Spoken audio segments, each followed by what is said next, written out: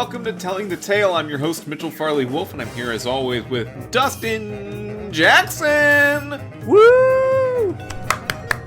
Dustin, how are you? How are you doing? I'm doing a lot better than I was doing before this.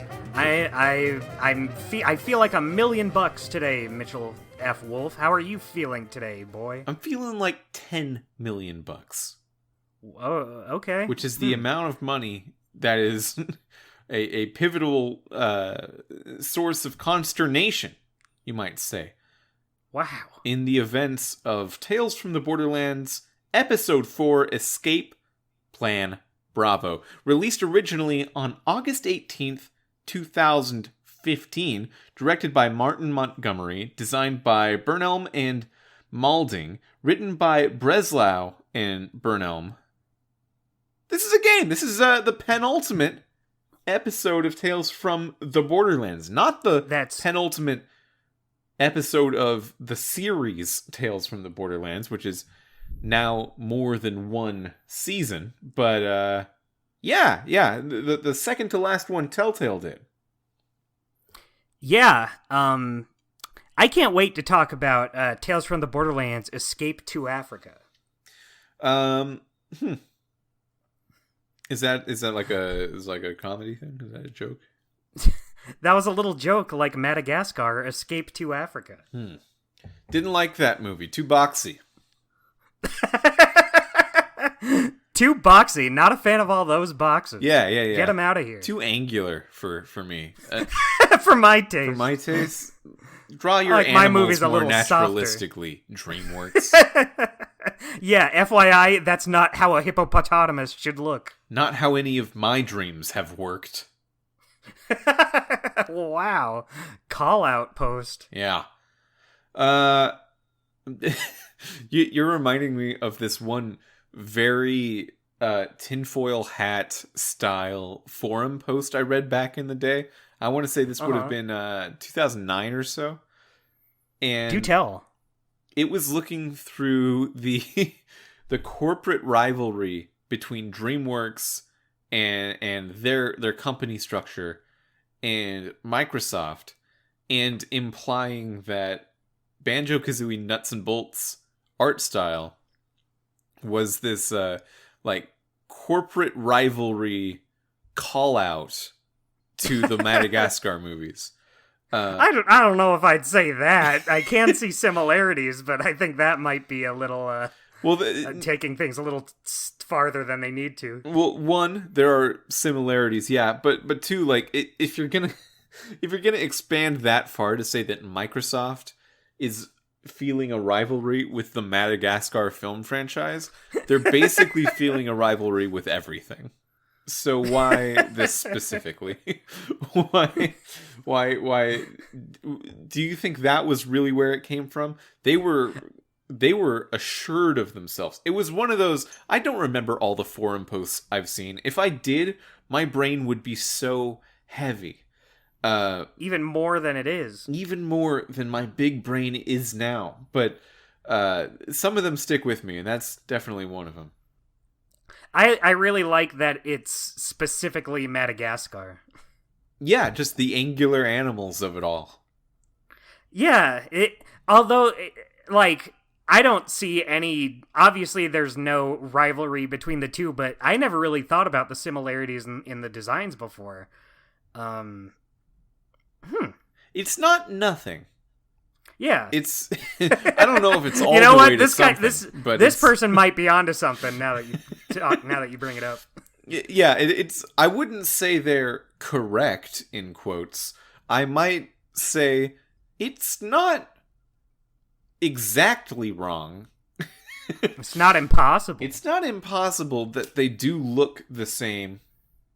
I mean, that's all I want to say about it. I don't need to say that they have any kind of reason for looking the same. They just sort of do, and that's fine. Yeah, think about it. Of all the things, this one is a thing that does not matter. Let's talk instead about Tales from the Borderlands, Episode 4, Escape Plan Bravo. I'd love to. I'd love nothing more. This felt like a very I'm going to use this phrase for the second time in this podcast, but for a very different reason and with a different meaning. A very nuts and bolts type of episode. And to explain, not like the video game Banjo-Kazooie nuts and bolts, more like thank you. Just the nuts and bolts of how the plot works. I felt this episode go by at a very quick pace, which I am appreciative of. Mm-hmm. But I'm going from event to event in a way that in the past 2 episodes I don't really feel like we did. Those were like building character, building tone, building suspense and stakes. This was like, okay, we're doing the stuff now. We're right. Doing things one after the other. Yeah, this episode's about carrying out your plan. Mm-hmm. Like right from the get-go, they're explaining this plan. Very early on? Yeah, that's the one. Yeah, we don't even see the opening credits until, like, chapter 3. Yeah, and I guess every Telltale game has these numbered chapters, but I don't think about them because I don't get achievements for finishing each one of them most of the time. Right. I definitely am getting achievements for finishing every chapter of this game. And it tells me exactly what number chapter I just finished. And it went by like a flash. I remember clocking it for chapter 1 and 2. It's like, okay, that was chapter 1, then chapter 2, then the opening cutscene, then chapter 3. And then all of a sudden it was chapter 6. And I felt like I was just breezing through. Easy peasy. Well, yeah, these games are not hard. Yeah. Well, sometimes it's hard to get the outcome you want, but you will progress. Right, mechanically it's not hard, just whether or not you making the choices you want to make. And I will say, this episode had a couple choices where I really had to stop and think about it, and I hadn't had that in this game up until now. You want to start the episode by talking about those choices? Okay. I'd love to hear about your thoughts on those. Okay, I mean, it's not that complicated, but... Well, okay, come on, we're doing a podcast. Don't undersell our own conversation. It's not rocket science. Yeah, don't say it's not complicated. They might think so. The listeners. Okay, how about this? It is rocket science. Yeah. Is that awesome? There's rockets in this episode. That's true. Technically, this is rocket science. Mm-hmm. Yeah, so the first big choice. So this is after we've got this plan all set up. So there's a big choice before that, but I'll talk about that later. I want to hear what you're about to say. Oh, I was about to say the part where so Reese is telling them about how the part for Gortys is in Handsome Jack's office, and after you tell them, Sasha's like, hey, hold on a second, how did you know that? And you have the choice of whether or not to tell them about Handsome Jack or not. And boy, I felt like, I should probably come clean and tell them, we're all in this together, we're all friends. But Handsome Jack is over here going, hey, don't do that. Do not do that. You will fuck up everything. And yeah. In a way where it doesn't seem like him just being a smarmy douche. It's not him going like, hey, if you want to go ahead, if whatever. It was him straight up telling you, hey, do not. Like he seemed pretty sure about it, even though it felt like a good idea to tell them. And so what did you do for this choice, Mitchell? Did you inform them of Handsome Jack, or did you leave them in the shadows? I was playing this one a bit pragmatically, and I did not tell them. Okay. And it did bum me out to see that Sasha, who I'm now invested in somehow, looked at me disapprovingly for having done that. She looks at you and says, I'm disappointed in you, Mitchell F. Wolf. Yeah, she looks through the screen. I'm wearing 3D glasses all of a sudden. By the way, if you wear any glasses, which I do, you wear 3D glasses. That's true, you're still seeing things in 3D. Yeah, unless you wear a monocle. That's 2D. Um, but yeah, she seemed, because she knows there's something going on, and my attempt to say like, no, I'm just trying to get focused on this plan. She didn't buy it. She bought it enough to say like, okay, whatever it is, it's your business, and you seem fine, so I won't push it. But there was clearly a lack of trust. Right. Well, do you want to know what happens if you do tell them about Handsome Jack? So that's what you On did. account of that's what I did. Okay, yeah. Tell me. They get really pissed off at you for not telling them sooner. I mean, you told them then. Yeah, that's what I was thinking. I was August like, come on, I'm telling you now. Is it just the two girls? Oh, I forget. I think August was there. So now August knows? You see, that would have... I don't remember that, but if... I don't remember either. I could be totally wrong. That would influence me to not say, because I don't want to tell August. I don't want to tell anyone other than the core group. Right. Yeah. Yeah, I told them, they were like, what the fuck, why didn't you tell us sooner, you ass? And I was like, I'm telling you now, I thought being honest was cool. Yeah, and Handsome way to Jack's make like, me not wow. want to tell you things, you just get mad. Yeah, Handsome Jack was like, wow, did that go how you wanted it? Good job. I do like Handsome Jack's specific style of pragmatic approach here, because I imagine that in the main Borderlands games where he's like actively the enemy, it's that pragmatic approach is mostly levied on like the lives and deaths of other people and greed and manipulation, where it's just wholly a bad thing, and the specific comedy stylings of Borderlands could take that and make something kind of gross and like not fun for me, for my tastes. But the pragmatic approach of this AI version of Handsome Jack locked inside of Reese's body has only been cool so far. It's been very cool for me to like watch someone in that position where you can tell like, okay, this is someone who's just not getting their own way. No matter what they do, they can't be like, they can't re-embody themselves very easily. They can't do their own thing. They can't manipulate anyone outside of Reese. So a lot of the time, his advice for Reese is just like, hey, this really is just in your best interest because I'm trying to help you out too. And that dynamic has been cool to watch, because you definitely still get the I mean, we'll talk about the ending of this episode when we get to it, but you get the impression he's still like a bad guy and the bad guy, but he's not working against you at all. Yeah, for all intents and purposes, he is trying to keep you alive, since that's where he is. Yeah, alive. No, but he's actually dead, but he's a That's little true. alive. He's kinda. Yeah, I science isn't like adult enough to figure that one out.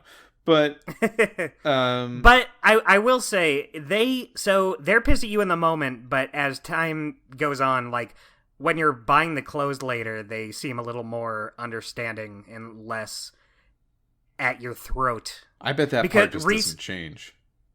Yeah, because oh no, because in that part Reese was like apologizing to okay. Sasha for it. Cool. For me, he was like, yeah, look, I'm sorry about earlier. All this stuff with Handsome Jack, it's throwing me for a loop too, so I wasn't really sure what the best course of action was with this. And he says he's not using that as an excuse, it's just what happened, and he's very sorry. He's wee sorry. Cool. I'm glad I didn't do that then, because I'm not sorry.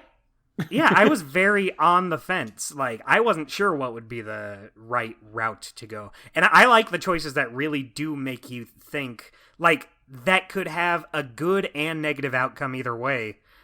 I think it's more effective than, like, doing something bad or doing something good. Yeah. I like those choices that really challenge you more than just a morality thing. Yeah, because the game assumes you're moral to a point. Yeah. Like your approach to morality can differ playthrough, but for the most part, you are assumed to be a good person. Things like death to innocence and the takeover of the galaxy are imprinted into you as, even though this is a game about making your own choices, saying whatever you want to say in dialogues and things, you're not going to like that. You're not going to prefer that for your version of Reese or Fiona. So it really just comes down to how do you accomplish it, which is from a story standpoint, I think a little it's a little emptier than The Walking Dead. Right. But from just like an action game standpoint, although this is not an action game, the idea of just like, hey, we clear goal here, clear, not vague, not abstract, not long term. It's a clear short term goal. How do you do it? And that's been minute per minute really fun to see through this series. Definitely. Would you say you like this episode more or less than the last one? I thought the last one was pretty strong. I think I would say I like the last one more, but this one's good.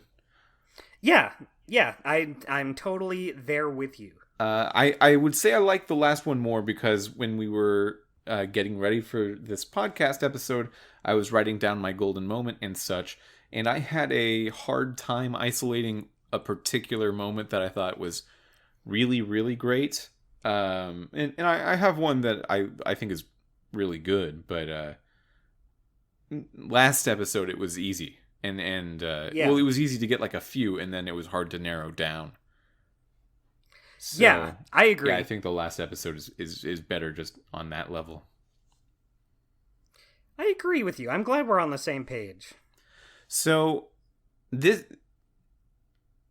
episode, high level, is all about going to Helios, which is the space station that circles around the planet, and looking for a part for the Gortys Project, which is this robot who's very nice. And it's just somewhere on the space station. You find out from the Handsome Jack AI in Reese's head that the part is in Handsome Jack's office. So you need to get a spaceship, go to the space station, get inside Handsome Jack's office, get the thing. That's the whole episode. Good plan. Yeah, it's a solid plan.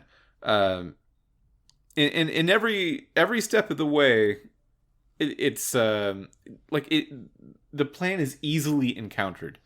They need a spaceship. They go back to Scooter because he's a mechanic. They need access to Handsome Jack's office.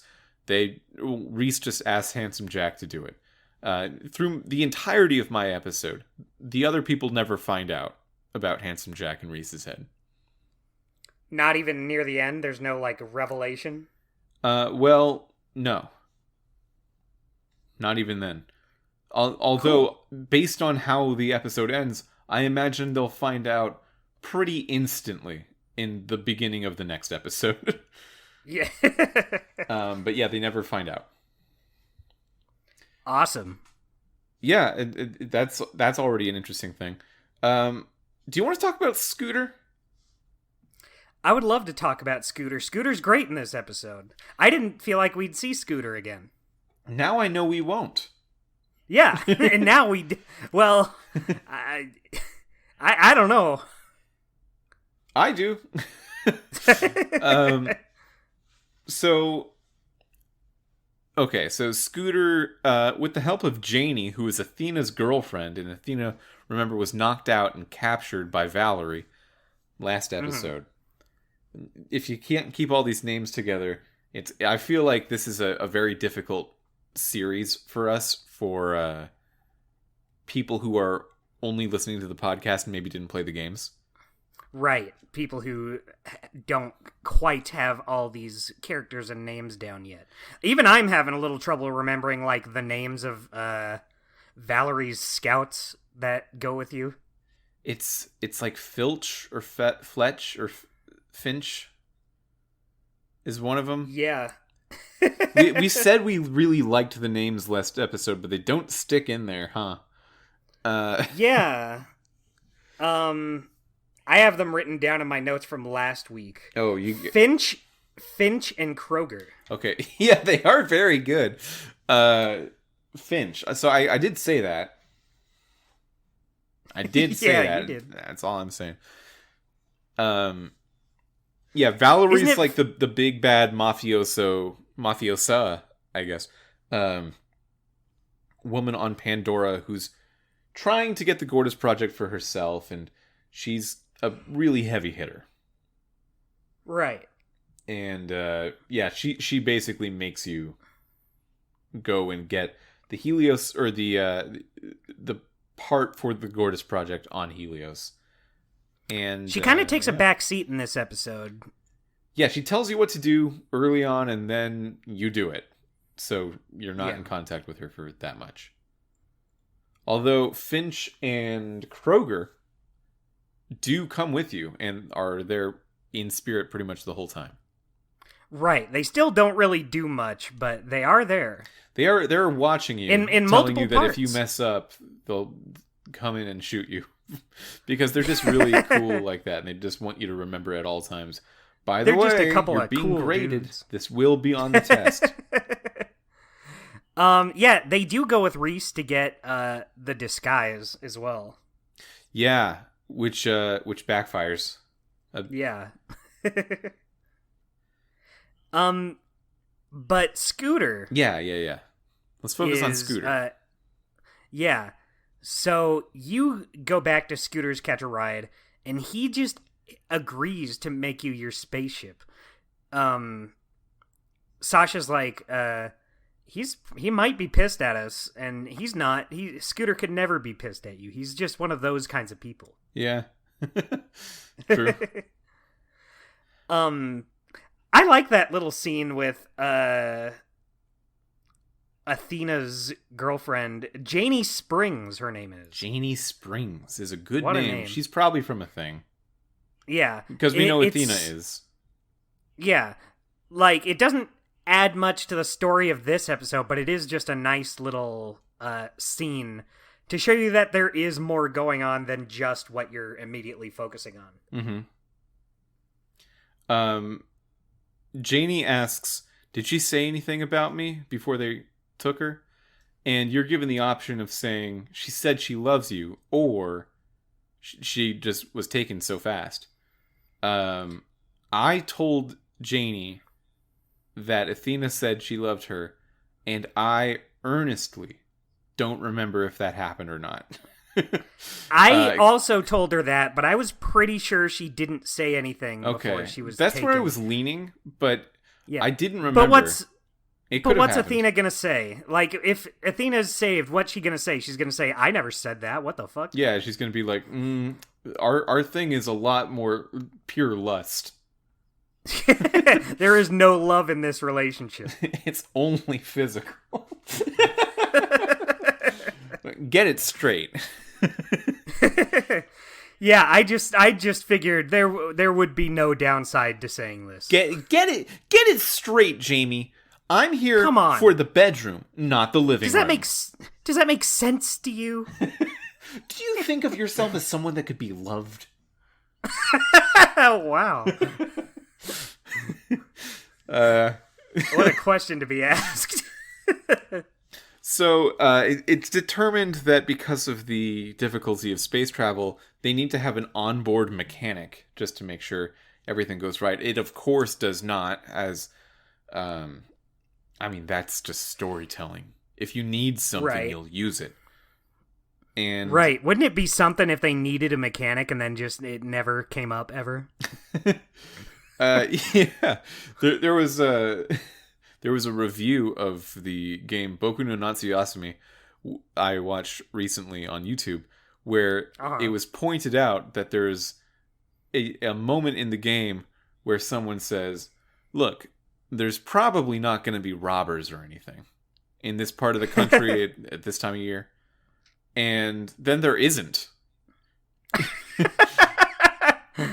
They were right. Yeah, that's a great review. That's all I need to hear about a game in order to get like, okay. That's good interested. game design. Yeah. They told you how it was going to go, and that's how it happened. Yeah, you should believe them. Yeah.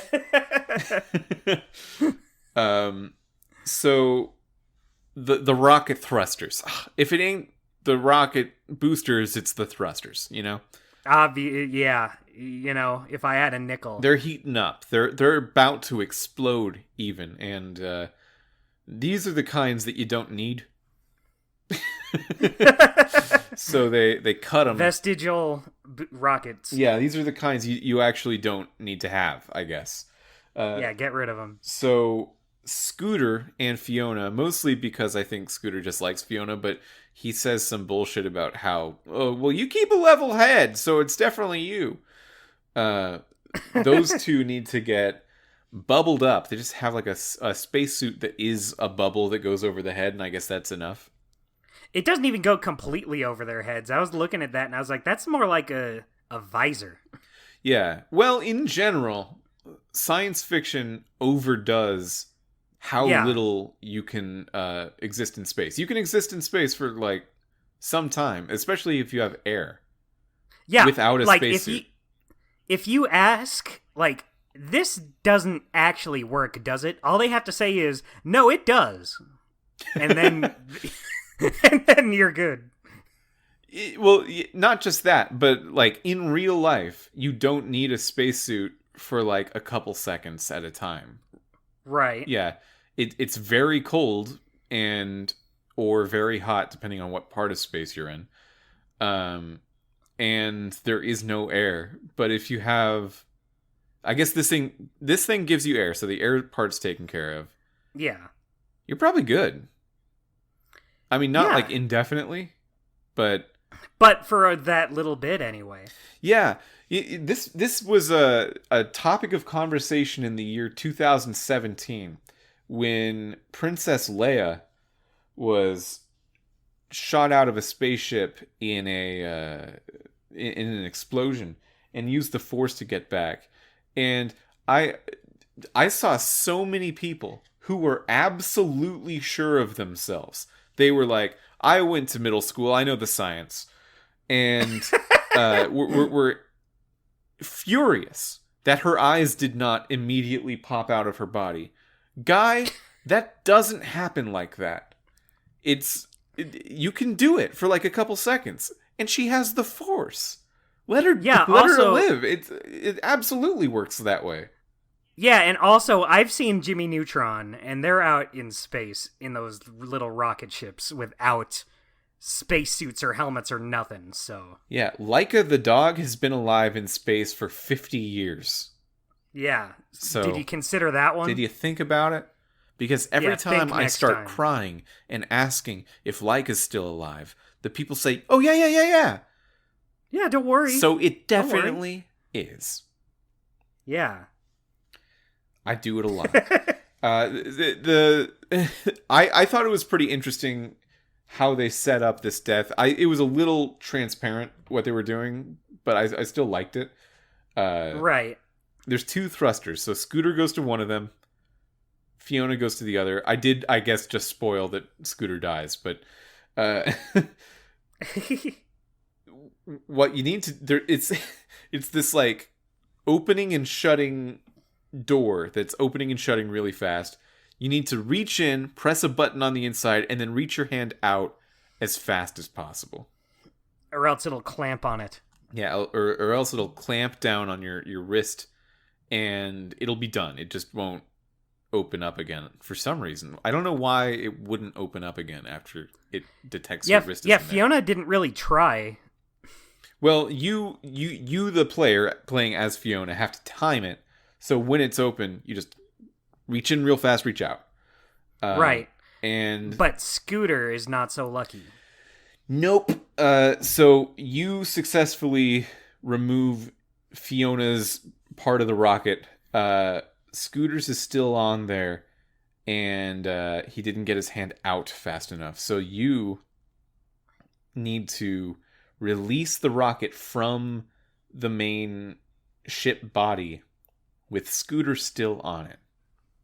Right. See, that's where Scooter went wrong. What he should have done is pulled his hand out faster. Yeah. Yeah. And, like...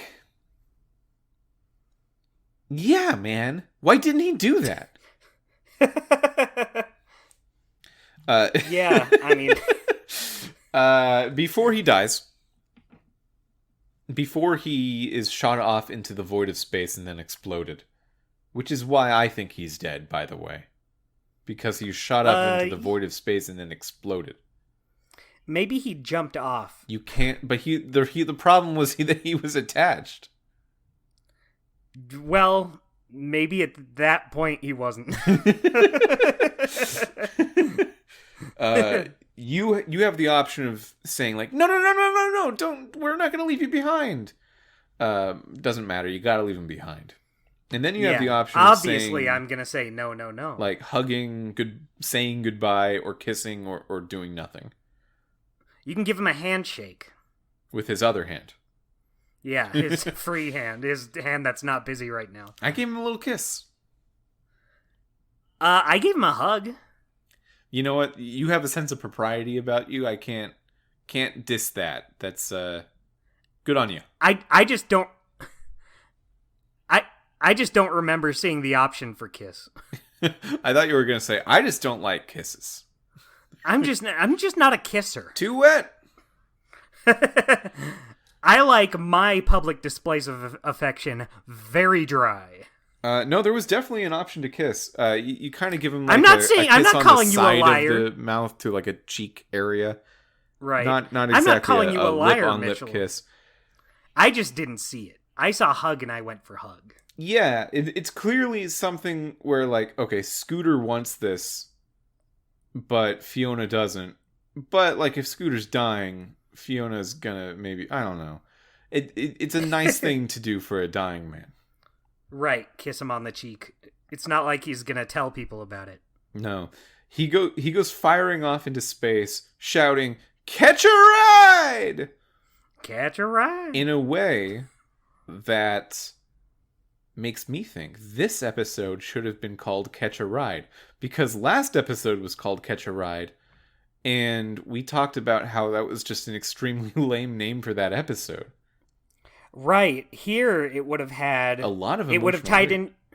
Yeah, not only that, but it ties into them catching a ride up to Hyperion. Yeah, this is called Escape Plan Bravo. It's not even an escape. Johnny Bravo's not even in it. Wait, this really isn't an escape. It's a heist. Who came up with these names? Were these names like shifted? were they shifted one ahead just by accident? It's possible. I mean, it shouldn't be possible. Why did that happen? Maybe they just did. Maybe someone got the wrong memo. It's the name of it. Yeah. You have a few people check that.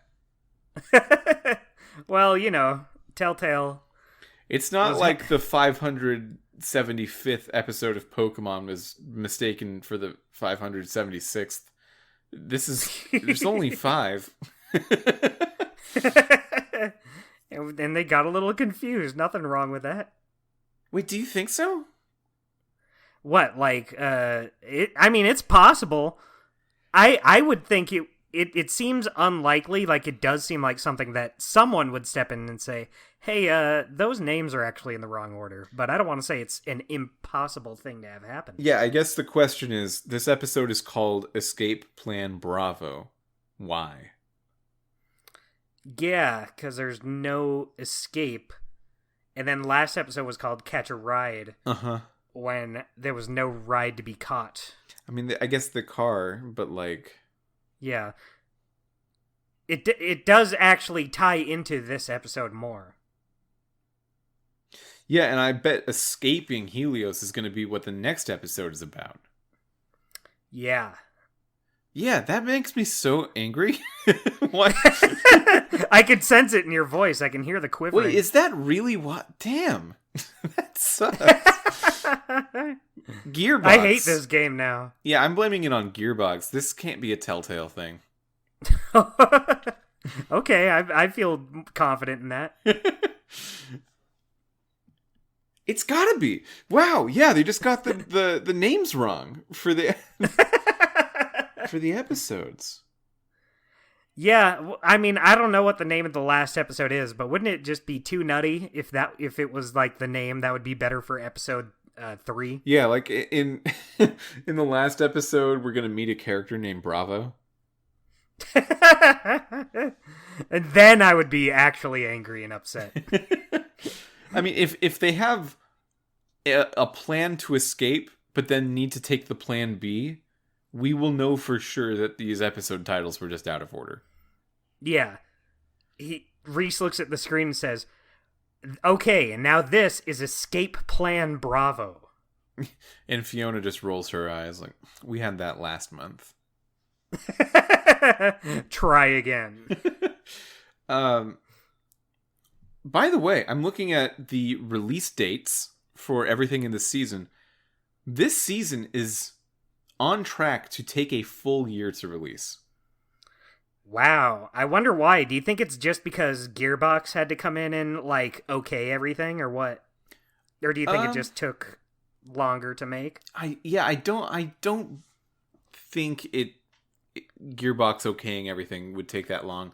Mainly because I think Gearbox gets a cut and they wouldn't want to delay their own game. Right. I don't know if this is just if this becomes like a regular pattern for Telltale going forward or not. Yeah, that's actually a good question. We should keep an eye on release dates as we go forward, but I don't... Mm-hmm. I think it's probably just because the scope of like how big each episode is and how many models need to be created for each episode are it's just a lot bigger than anything they've done before. It does feel a lot bigger. I do get that. So I guess it's worth it in the end, especially now that we're playing it now years after the fact and don't have to wait multiple months. Yeah. Well, with like The Walking Dead, I thought of those games as quite a bit more story and animation intensive than a Sam & Max episode. Right. But Sam & Max has like other things about it that like it certainly had more detailed environments with more physical space in most of the Sam & Max games to explore with the playable character where you're in charge of walking. Man, I wish Season 3 Remastered was out. I'm jonesing for some more Sam & Max. It's wild to me that you would play a Telltale game other than what we got to do. Other than what you have to do. I mean, I probably wouldn't. I haven't even played the remaster of Season 2 yet because of that. Yeah. I mean, I do want to see... I guess I know what the remaster of Season 2 is going to look like. I think there's a lot of ways they could take the remaster of Devil's Playhouse that could be... yeah, I'm very interested in it, especially with like the screen filters for some of the episodes. It'll be interesting in seeing what they do. Yeah. But that's for another day. Yeah, we've jetted through Tales from the Borderlands, I think, pretty fast. And even though we did have some technical difficulties that slowed us down, it could have been even faster. Yeah, exactly. It's been pretty on track, other than the once. Yeah, this could have taken a year. That's true. We could have really dragged our feet. Oh, you know what just got me very worried? What if The Expanse takes a year? What if Wolf 2 takes a year? Ooh. Yeah. How are we gonna do that? That didn't even occur to me. This whole time, every time it's been brought up, even though I know they're going to be episodic, I just think to myself, "Oh yeah, we'll just do it like this." Yeah, it'll just come out. Yeah. Yeah, because if they reach their target release date, even though I don't think they've given dates for either of them yet, but they have said 2023. If they reach that, it'll be during our show still. It would make Yeah. no sense not to cover them as they come out.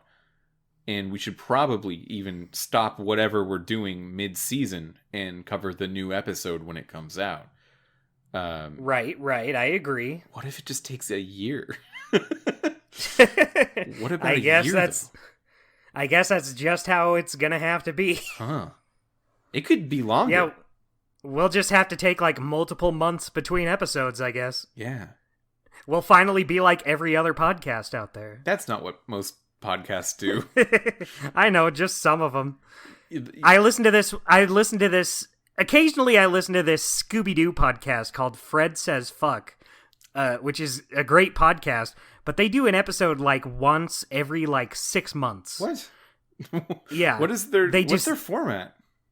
They just talk about like a couple Scooby-Doo episodes per episode.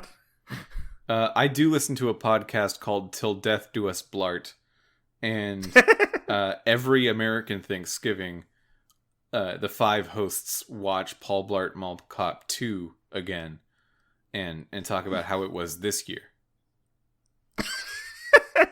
It's a good show. How was it this year? This year there was a lot. I don't want to just summarize some other podcast you could be listening to instead of ours. Don't spoil someone else's podcast on our podcast. But I'll say there was some discord among them because one of them was given permission by the producer of the show to not watch it, but they didn't know which one of them it was. And that person also had to watch the movie Here Comes the Boom instead. But for the first half of it, while they were trying to suss out who it was, they were just there was a lot of there was a lot of just a weird undercurrent of distrust among all of them as they were trying to say, like, okay, one of you didn't have to watch it this year, and I'm very jealous. I love that idea. It's like a whodunit mystery. Yeah, it's a whodunit, but the crime is just not watching Paul Blart Mall Cop 2. Oh. I've never seen Paul Blart Mall Cop 2. I've seen the first one. I never saw either of them. It's bad that I do recommend it. It's bad that I do, but I do. Cool. Yeah, you could do it. We could do anything. There's, in the first movie, there's a moment where Paul Blart goes into a near diabetic coma, and that sounds hilarious. He just falls to the ground. He's still conscious and everything, but he can barely move. He barely has the strength to walk around. So he waits until some ice cream melts, and then the melted ice cream kind of like drips across the floor, and he just hoovers it up with his little mouth, and then that saves the day. Awesome. Yeah. The whole movie's like that. So if you want more of that. Yeah. Whole movie's like that. Paul Blart Mall Cop 2. Awesome. Paul Blart Mall Cop 1, or I meant to say 1, I haven't seen 2. That movie, the first one, came out during the heyday of the Segway. Yeah, I guess that's true. I mean, I never saw anyone in real life use a Segway. Oh, in Southern California, we got some. We definitely had We some. got some Segways. But haven't seen any in years, because I think too many killed people. I think people were starting to realize, oh, this is one of the more dangerous vehicles we've ever created as humans. Maybe let's not do that anymore. Because if you trip and fall over yourself, you go faster. Right. That's what I want the least when I trip. I guess I'll watch it someday. Nice. Another one in the books. Just chart that one down. How do you feel about Scooter's death? To return to the show that the show's about. To return to the actual shit we're doing. I thought it was a good scene. Obviously, I didn't want Scooter to die. Yeah, it kind of felt like okay, where's the expendable death here? And soon I bet Finch and Kroger, like one of them or both of them, can kind of Fred Weasley it out. They're exactly the right amount of important to die here and kind of feel like something. Right. Fiona even says it cuts back to her talking to the bandit that has them captive, and she says that was the first casualty of the mission, which I feel like implies there's definitely going to be more. I thought that was Reese. Oh, it was Fiona for me. Interesting.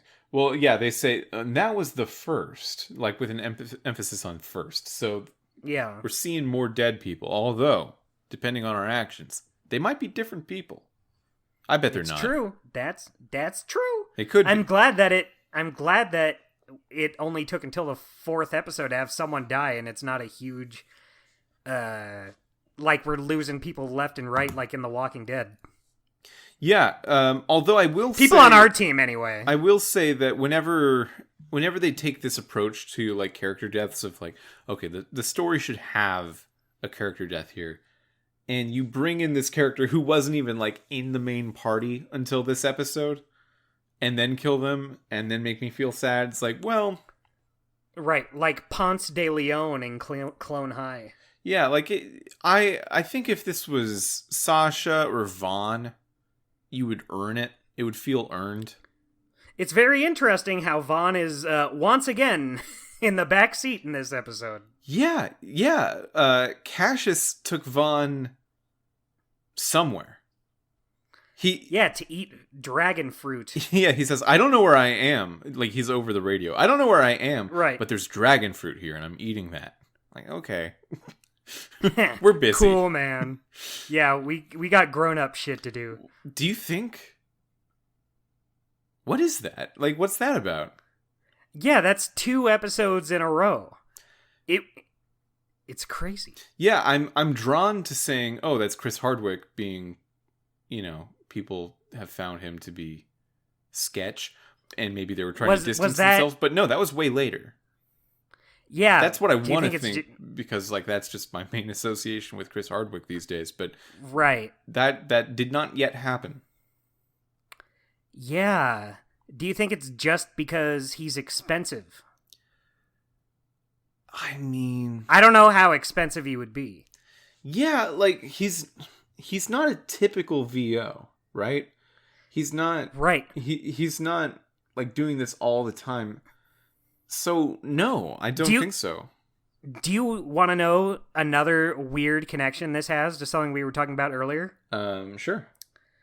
So, Kevin James played Paul Blart Mallcart 2. Yeah. And he also played Otis the Cow in the Stop Nickelodeon it. No, movie we've done this part. Barnyard. We've done it. This has come up on the show several times. Chris Hardwick played him in the TV show. Do you remember it coming up, or are you for real right now? I just thought it was interesting. Yeah, but it was interesting like those other times it came up. Hey, you brought up Kevin James Blart. Yeah, but okay, that was the first time we did. That's different. Well, yeah, think about it. It is weird that a Kevin James voice was replaced by a Chris Hardwick voice. They're not the same voice. Yeah, I mean, he does fine enough in the show. It's just an interesting choice. I guess Kevin James doesn't do much voice acting other than Hotel Transylvania. Well, they both don't. I guess that's... Yeah. So, yeah, it's interesting to go from one to the other. Yeah. Maybe Kevin James will replace Vaughn in the last episode. What did you think about... Okay, so Vaughn's still gone, but somehow we got Patrick Warburton back. Yeah, but in a way that's interesting because he's not... I could have sworn that's the reason why they killed off Vasquez in the last episode. Because, like, Patrick Warburton does do a lot of voice acting, but I still can't imagine him being, like, the cheapest one out there. Yeah. So it's interesting that they killed him off, but then still keep him around. I like it. It's just funny. Yeah, I think maybe post Walking Dead, we should not be assuming anything about Telltale budgets anymore. That's true. Maybe they can just afford it. Maybe they are the big boys who can kind of swing their budgets around. Yeah, money never runs out. Yeah, near the end, the problem was that they spent too much. So let's not assume that they spent too little at any point from here on in the show. That's true. Yeah. So Vasquez is dead, but Reese dresses up and sort of sci-fi's up a Vasquez disguise, even including a voice changer. So he's Patrick Warburton for like half the episode. Right. I liked it. I thought it was fun. I thought it was fun seeing him try to say things that Vasquez would say. Yeah, he does. He does in a way that, like, I think you're given the perception of Vasquez from before this episode that he's just such a big cog at the company that no one checks him on his bullshit. Right. But you're now Vasquez and you're doing the thing that Vasquez does of just, like, making fun of people and calling people cock blocks and things and stuff. And hey, you're really stupid. Yeah, and that ends up actually reflecting back on him, because you can tell everyone else was feeling the same way Reese was. Everyone else is like, okay, man, I hope I get to kill you someday. You're just the worst. You actually suck. Yeah. There's an option of they ask you, okay, Vasquez, what were you doing on Pandora? And you have the option to say, your mom, which I definitely took. I didn't. What does he say? Does he just say that and not expand on that further? No, the guard says, my mom's been dead for months. And then he says, like, look, you're on some weird mission for personal reasons on Pandora. No one at the company knows what you're doing. And the first thing you do when you get back is make fun of my mom's memory. And then Reese, as Vasquez, is just standing there just going, yeah. It really doesn't work. But people, because of that, believe that you are Vasquez. So. Yeah, you being a total asshole to them is in character. Yeah, it was convincing more than not. Yeah. And then we have quite the double cross. Yeah, Yvette, who's a character I don't even know if we've brought up because she doesn't come up that much. I think we brought her up a little in the first episode. Yeah, I would believe that. She's like the third of the triumvirate of Vaughn and Reese. Well, she was. Yeah, not anymore. Now she's Yeah. mean. Now she's mean and bad. Yeah, so she knows that there's something in Reese's head that's very valuable. It turns out to be Handsome Jack himself. Who would have guessed? And she made a deal with Vasquez for them to kill Reese and bring back his head. Which is gross. Ew. Yeah, speaking of head grossness, there's a whole other scene we didn't cover where you need to find Vasquez's face. And there was a skin pizza party that the psychos of the Borderlands universe have thrown, where each of them has just collected a face to put on their face. Yeah, it at first it just seemed like Handsome Jack was being cute with it. He thought he was making a little joke. But no, it was an actual pizza party. There's pizza all over the place. Yeah, they really did throw a skin pizza party with faces. Yeah, pretty cool. Yeah, I'm in favor. Hey, whatever makes him happy. Yeah, I have in my notes here that Yvette's a shitter. She really is a shitter. Yeah, and actually, I have in my notes here with a question mark and exclamation point. Yvette's a shitter? So yeah, she's a shitter. She was gonna sell you out, and you have some options here as well. I had Reese as Vasquez say, wasn't he your friend? Because I thought that would be a cute thing for Reese to do, to be very upset by it. And she was like, yeah, but he was going to die anyway, and I need his head for money. Yes, she says they were dead the second they reached Pandora. Yeah, I mean... What a shitty thing to say. Yeah, he was in contact with her a lot. Yeah, it's not like they died. He had been reaching out to her the whole time. Yeah. But I guess that's why the plan was for Vasquez to go to Pandora and kill them. Yeah, eventually it just... there's a lot of other stuff that happens here on Helios, but to cut a long story short, eventually you go up through the trapdoor that Handsome Jack had in his office just to randomly kill people, I guess. Yeah, just when he feels like it. You find the part of Gortys, and then Handsome Jack says, okay, look, you're in this chair. This chair is decked out with a lot of controls for all of Helios and all of the Hyperion Corporation. Right here, right now, you could take over Hyperion. What do you say? And you either reject or take over Hyperion. What did you do? I rejected Hyperion. I rejected it too. Even though I felt like this choice was really good because I did have to pause and really consider both options. Like, if you take control of Hyperion, you could make Pandora better. You could make some really good changes. Yeah. But, I don't know. I feel like at that point, you know, with all this bullshit going on and stuff with Yvette and stuff, I feel like Reese would also just not want any of this. But also, Handsome Jack is still not to be trusted, I don't think. If you accepted, who knows what he would do. Well, you see what happens if you reject it, which is that he takes control of your arm real quick to plug your head into the chair. And from that, the Handsome Jack program escapes from Reese's body and just into Helios as a whole. Yeah. The whole space station is now Handsome Jack AI. Yeah, whoops.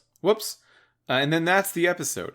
I would maybe push back on this choice being awesome. Just for my personal taste, this felt a lot like, okay, I know what I want to do here, and it's sort of like outside of these choices. I'm not being given the option to do the specific thing I want to do. That feels not good. What was your specific thing you wanted to do? Well, earlier, during the Face Pizza Party whole episode, Handsome Jack is talking to Reese, and Jack asks, what do you want to do when we get through all of this? And you have the option of saying, I just want to go after that vault, or I want to take over Hyperion. And I said, oh, screw Hyperion. I'm going to do something completely different. We're going to do something against Hyperion. We're going to build up our own stuff. And when I said that, Jack was like, oh, yeah, I love that. Now we're talking like a disruptor. Now we're talking. Now we're cooking with fire. Now we're playing with the big boys, if you know what I mean. Like, Handsome Jack was into that. So right. What I wanted to say was just like, no, I don't want to take over Hyperion. I still want to do that. That's you liked it before. Why would you be not now? Mm-hmm. But the way it comes out is if you reject Hyperion, it's a binary choice. You only get two options. So I had to say reject because that's closer to what I was saying. Of like, I just want to strike out on our own. But if you pick that, Reese is like, screw you, Jack. And I'm like, no, Reese. You're blowing it, buddy. We had agreed earlier. Just keep that. But you can't. We were on the same page. Yeah, and that's that's always a breakdown when you run into that in a Telltale game like this. I agree. I hadn't thought about it, but I do agree. That's a little deflating. Yeah, because if there was some way of Jack saying like, "Oh, hey, by the way, before we go, you should do this thing that'll really mess with their finances or whatever," like that to me would make sense. something I think Reese would do in that moment. But Reese wouldn't take over Hyperion. We just talked about how that's silly. Yeah. Like just now. It is silly. Just earlier that day. And you treat me like this? So yeah, I didn't like the choice that much at the end. Yeah, I thought it was cooler before you said that. Sorry. I guess I'm You ruined I it. really do ruin these things a lot, huh?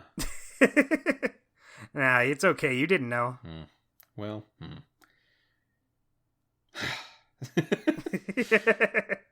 yeah, is there anything else we want to talk about before we talk about our segments?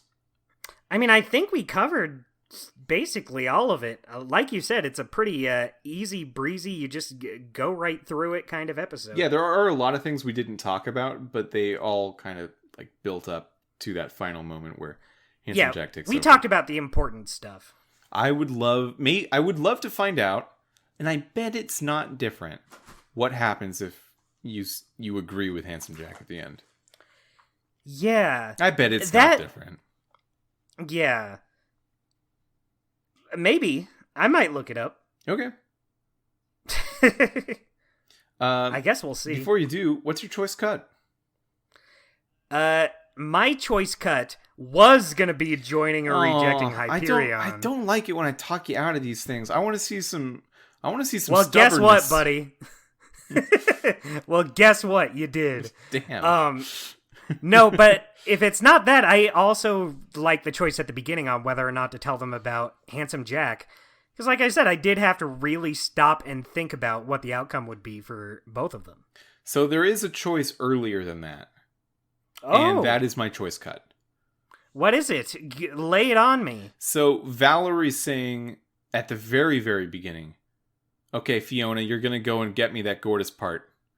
And you have the choice of whether to just go with her or not. And I think no matter what you do, it's going to lead toward Valerie getting her way and you have to go get the part for her. Right. But that's not why I like it. I just like it because of the specific kind of characterization you can give Fiona and Sasha in that scene. So first, I say, no, I'm not going to get the part for you. Absolutely not. Even though she has the strategic upper hand, I think Fiona would just not agree to that. Yeah, I'm just not gonna. What are you gonna do? I'm just choosing not to do it. Well, it turns out what are you going to do has an answer, and it's stick a knife all the way through Sasha's arm. Yeah, which is interesting since she seems pretty fine afterwards. Yeah, it doesn't really come up that much. It never comes up again. And you know what's something. Well, on this. I'll let you finish. Well, you get a second choice after that, and I think that one's even better because it lets you say, "Look," it lets you say either no again or yes or fine, but we want to cut. And if you say fine, but we want to cut, which is what I did, Reese says, "Are you kidding me? She has a knife through your sister's arm." But then Sasha says, "You shouldn't have said yes." Which I think is great. Like it really fleshes out the character of Fiona will, even in that situation, try to get something out of it for herself. Like she is friendly, she is kind of clumsy, but she does get her way in these manipulation tactics. And Sasha is very idealistic, would never just give in to that, even with a knife through her arm. So yeah, even with a big knife. Yeah, it wasn't that big. It can speak a lot to how you'd like your version of Sasha and Fiona to act. Yeah, you know what? That is a good choice. I respect that. How about your golden moment? So this was an easy one. My golden moment was the finger guns pretend shootout with the accountants. With all of the accountants. Okay, yeah. That was fun. I didn't pick it only because I'm it doesn't still add so anything confused to the... by it.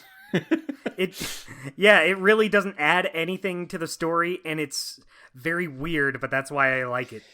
Everyone there just perfectly goes with it. And then at the end, once Reese as Vasquez is leaving, it hangs on the the crowd for like a couple seconds, and then it shows them just all get up and continue their day. Yeah, I was wondering if, like, is this because Fiona and Reese are just acting it out for the stranger in the desert? Like, are they all finger gunning because that's what they're doing here, and it was an actual fight, or are these people actually finger gunning? Well, that would be weird because why wouldn't they have done the finger guns any other time they've used their guns? Yeah, but why did this happen at all? Like, why did any of this happen? Because it's fun. It is fun, but like, am I to understand this is a regular thing at this company? Like, these people just have a finger gun tournament every week? It's possible. I was kind of thinking, what if it turns out that... So it started out seeming like the accountants were very cross with Vasquez, which they are, but I thought it was going to turn into like, oh no, they were just joking around. That's just how it is. That's just what happens. They play a little game. But it doesn't really seem like it seemed like they just did it. Well, Reese just buys into it immediately. Yeah, he's just immediately on board. Which makes sense because he used to work there. Maybe he was part of these finger gun games. Yeah, maybe he's just aware of it all. He knows how it all works. Yeah, it's funny. It's funny because the accountants are like, I know you stole $10 million, but we're still mostly going to leave it up to like this game of finger guns. One of my favorite parts is when Reese is finger gunning. He's like spinning around, pretend shooting everyone around him. But then he stops and his guns start clicking. And one of the accountants says, "He's out of bullets. I've been counting."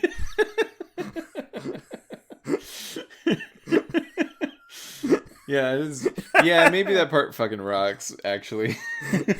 It's just the most bizarre shit in the world. I love it. Yeah, I wonder if in the next episode there's gonna be like, will that show up in the recap, the animated recap of all the stuff that happened? I hope it's the big climax of the season. Yeah, just a weird thing. My golden moment is something that happened at the same time as that. Ooh. But with Fiona, where she's giving the tour. My golden moment is the tour that Fiona gives of Handsome Jack's like museum. That's a good one. Yeah, she needs to make up everything, and all of her tourees are people with like weird Handsome Jack masks, and they're all just mega nerds, but also they seem to not know anything about him because they buy all the lies. Yeah, and when they start getting skeptical, one of them says, "I bet you made up half of that." Yeah, which is just like, why make up half and not the other half? It feels like half an all of or that nothing. I could buy. Half is the most wrong you could be. Yeah, that was a good scene. I liked the illustrations for like the paintings. You're given oh yeah, those were good. You're given a choice right as you get to Handsome Jack's office. There's this force field that would fry you if you went in there, and you notice it before the tourees notice it, and they ask you, "Can you go in?" Or can they go in? And you're given the choice of just letting them walk into their death into the force field, or saying no. I did let them just all 5 of them immediately just ran into their deaths and just got like vaporized instantly. That's funny. I didn't let them. I said, that's probably not a good idea. You probably shouldn't do that. And one of them, I only had one of them disintegrate. One of them just says, "Hey, whatever. We should be allowed to do this. Try and stop me." And then just instantly gone. What did the other 4 do? And they just run off. They're like, "This isn't a tour. It's a death trap. I'm out of here." Yeah, no, all 5 of mine just instantly burned up. I think yours is funnier. Yeah. That should be the canon way to look at it. Yeah, I feel like if I were Reese in that moment, I wouldn't allow them to die, but Fiona would. Just the visual of all of them just gone. Yeah, they all go in, and then the door shuts in front of them, and then the security guard goes, "Oh, did you? Oh, that happened again? Look, you're on your own. I'm not cleaning that up again." Yeah, that's a good little moment. Just the whole tour. I got Fiona to say that Handsome Jack ate one diamond unicorn a day.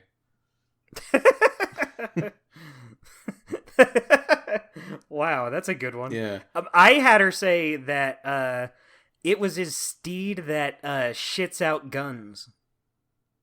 Yeah, I for the gun part, I said that the unicorn grants 3 wishes, and each of Jack's 3 wishes were for guns.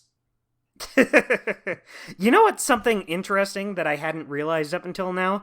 They really don't swear that much in this game. Yeah, it's true. They do a little bit, but even then it's just kind of like lower tier swears, like they say ass a few times. Yeah, they definitely say ass and damn. But no hard I don't recall any like F words, any fuck bombs. Yeah, I don't think there are. That's interesting to me because it seems like the kind of game that really goes over the top, but in other ways. So it's interesting to me that this is one area where they really refrain. Yeah, it kind of feels like Guardians of the Galaxy in that way, where like it has the vibe of something that goes really hard and is explicit and gory and sexual, but then when you think back, like, oh yeah, that was Disney. It's not. I guess I didn't see anything that crazy. Yeah, because like you still see plenty of people die. It's still a very violent game, but just in terms of language, it's pretty cleaned up. Yeah, I wonder what the choice is there, because there is some of the worst gore that you could have in this game. Do you think it's just because... Do you think it's like the ESRB wouldn't let them because everything else is so... like, the violence being up so high, do you think they... So, it's rated M. Do you think throwing in more swears would make it too much for an M? I don't think so. Too much for M? No, I don't think so. Yeah. It's really the only thing I could think of. Maybe they were just exercising restraint on their own accord. Yeah, if anything, if it's rating related, which I'm not convinced it is, I just think it's a style choice. But if it were rating related, it would probably be like Peggy or Australia's rating board or something that could push something beyond the M equivalent more readily. Right. Because ESRB, it takes quite a bit to get above M. Yeah. I could see that. I could see it like, look, you can have all this violence or you can have a bunch of swearing, but you can't have both, so pick one or the other. Yeah, man, the ESRB, such a weird system. Like, 13-year-olds in the world should know about sex, probably. 13-year-olds should not know about, like, skin pizza parties. Yeah, faces. Faces off. That's bad. That, like, preparing people for a world in which sex is a norm is true. Like, that's true to the world. Preparing people for, like, total gore as a norm doesn't have to be. You are going to see faces peeled off in your everyday life. Like, sex does need to be normalized to you, or else you go crazy. Gore does not. Yeah. No. Also, ESRB doesn't spell anything. It's ESRB. Yeah, Ezra. Yeah, he's my favorite The Flash actor. Oh, no. So who's your weekly guy? Fiona. Ooh, is that 2 Fionas in a row? No, because last week was Gortys, but yeah, you gave some heavy praise to Fiona last week too. Yeah, I'm not sure if I gave Fiona one of these, but I really like her in this episode. She's She's great. As the tour guide, especially, she's just rocking it. Great character, great acting, great writing. Yeah, like I said, I did say this before. Fiona's really climbing the ranks to be one of my favorite Telltale characters. Yeah, altogether. She's really good. I agree. And I think this is a season that has lots of very memorable, fun characters. Yeah. And she's near the top. Yeah. Yeah, I like Reese. I like Gortys. I like Sasha. Vasquez grew on me near the end. Before he died. Yeah, Scooter was fun for a second. Yeah, Scooter's my weekly guy. I believe that. Cool. That makes sense. It's earned. He's just a nice guy, and then he dies. Yeah. That's all it takes, I guess. Yeah. Be nice and then die. Well, that's the episode. That was I feel like the last episode was really long. In a way I really enjoyed, but I like that this episode, it didn't need to be long. No. We got through it pretty fast. Yeah. Well... You said it. Yeah, you said it, buddy. Next weekend, gosh, how do you end these? Tales from the Borderlands episode 5 is coming next week. The final episode of Tales from the Borderlands. And then we'll be dumping. Gosh dang, Dustin. How do you end these shows? We will be jumping. They can't all be winners. We'll be jumping into new Tales from the Borderlands episode 1. The Gearbox one. The one they made this year that released recently. We'll be jumping into that. Oh my flipping goodness. Yeah. Are you excited or like kind of apprehensive to jump into such a modern game for this podcast? I'm a little apprehensive. I mean, not because of that. I'm just a little apprehensive because I have heard opinions have been mixed, but I'm gonna go in and make my own opinions. Yeah, it does have people working on it, or it had people working on it that were from Telltale. So it's not a complete other company. I guess legally, in a technical sense, it is a complete other company takeover of a Telltale franchise.